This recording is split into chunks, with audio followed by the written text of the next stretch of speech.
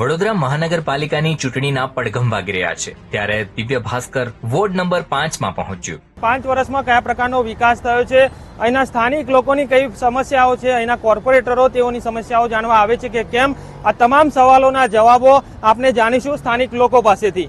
રાજા રાણી તળાવ પાસે રહેતા સ્થાનિકો असुविधा વચ્ચે ડિમોલિશનના ભય હેઠળ જીવી રહ્યા છે। बस वही कहेंगे कि भाई हमको अच्छा घर दो, कहीं पहले घर दो न फिर बाद में तुम घर तोड़ो हमारा, या फिर ये जमीन रोड अच्छा बना दो या पीछे कोर्ट बना दो हमको।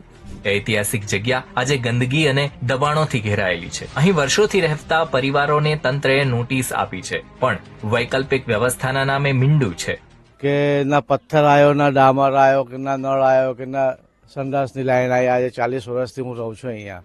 બીજી તરફ કિશનવાડી વિસ્તારમાં આવેલી ડમ્પિંગ સાઇટ સ્થાનિકો માટે જીવલેણ બની રહી છે। મારા ઘરેથી 100 મીટર ડમ્પિંગ યાર્ડ છે કચરાનું, તો રોજ સવાર સાંજ એની બહુ જ દુર્ગંધ મારે છે। એના માટે અમે લોકોએ, અમારા વિસ્તારના લોકોએ થઈને ભેગા મળીને અમે આ લડત લડી છે, પણ એનું કોઈ નિરાકરણ આવ્યું નથી। હદ તો ત્યારે થાય છે જ્યારે કોર્પોરેટર્સ જીત્યા બાદ મોઢું બતાવવા માટે આવતા પણ નથી। છેલ્લા 5 વર્ષની તો વાત જ આપણે છોડીએ, છેલ્લા 30 વર્ષથી કોઈ વિકાસના નામે કોઈ સરવાળો મીંડો થઈ ગયેલું છે।